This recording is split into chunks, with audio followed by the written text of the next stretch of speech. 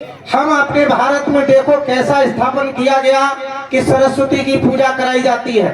सरस्वती के बारे में किसी को आज तक कुछ भी नहीं मालूम कि कहाँ पढ़ी, किस स्कूल में डिग्री प्राप्त की। लेकिन सावित्रीबाई जिन्होंने 1848 में 20 स्कूल पहली बार पुणे में खोले, तो आज भी हमारे मुस्लिम भाई लोग हमारी मदद करते हैं। भाइयों, वही कहानी चल रही थी। आप फातिमा शेख आपकी मदद करने सावित्रीबाई जी की आई थी। किसी भी तरह से हम अपने समाज को जगा पाए, और आपके बीच में ऐसे ऐसे लोगों को ला करके खड़ा करते हैं कि शायद आप लोगों ने समझा नहीं और सुना भी नहीं होगा कि आपके गांव में ऐसे ऐसे लोग आ सकते हैं। आज जो आपने सम्मान दिया, कहीं सपने में भी नहीं सोचा था कि शायद हम इस सम्मान के काबिल बनेंगे। लेकिन धन्य है हमारे राम ने इनको, सागर साहब को और ब्रजवान जी को। सच बात तो ये है कि हम केवल मोहरा हैं, और हमारे ये 2-3 लोग हैं, देवेंद्र जी, रामनरेश, ब्रजवान जी और सागर साहब, यही कर्णधार हैं, यही सब कुछ करने वाले हैं। हम अपने लोगों का खुद ही सम्मान सबका करते हैं। हमने आज तक, आप लोग देखते हैं, मुझे 20 साल हो गया समाज में भागते भागते, आज तक कभी हमने ये नहीं सोचा कि मुझे इतना बड़ा सम्मान मिलेगा, और कभी सम्मान की इच्छा भी नहीं की। क्योंकि संत कहते हैं, जिसे न पद पैसे की चाह वही दिखाते सच्ची राह। हम लोग केवल निकले हैं तो केवल बाबा साहब के मिशन को, तथागत बुद्ध के मिशन को आगे बढ़ाने के लिए निकले हैं। और ये मिशन जब तक हम सभी लोग समझेंगे नहीं कि मिशन है क्या, मिशन ये है कि जब तक हमारे दिमाग से अंधविश्वास और पाखंड नहीं निकलेगा, तब तक हम इसको सच्चा नहीं समझ पाएंगे।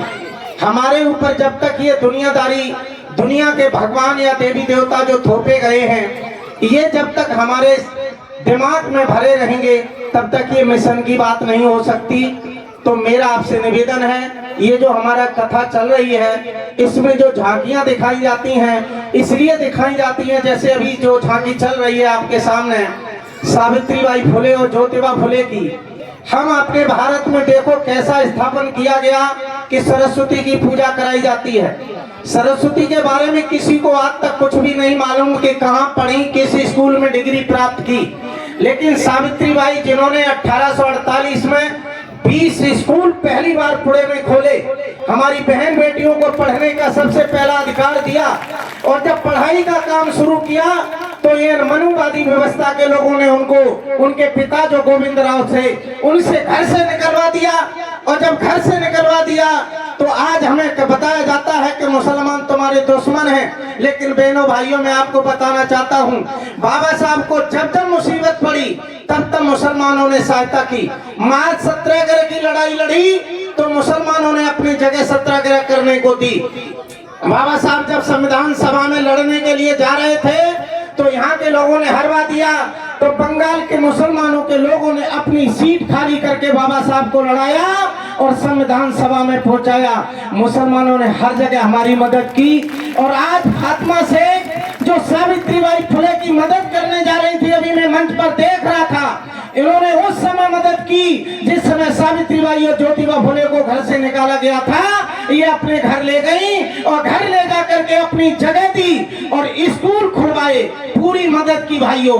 और मैं एक और ताजी घटना बता रहा हूँ, अभी 4-5 महीना पहले सौरठ में एक 10 दिन का शिविर लगा बौद्धाचार बनाने के लिए।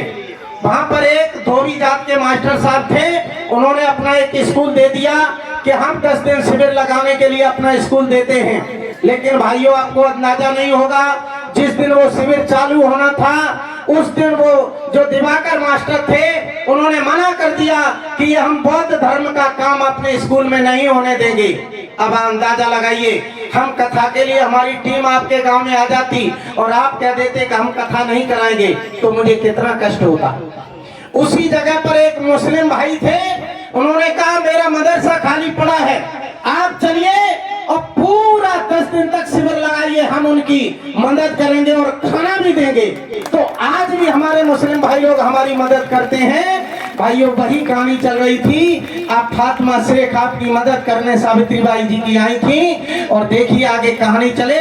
मैं आपका बहुत समय बर्बाद नहीं करना चाहता हूँ। मैं चाहता हूँ कि बहुत अच्छा कार्यक्रम प्रसंग चल ही रहा है।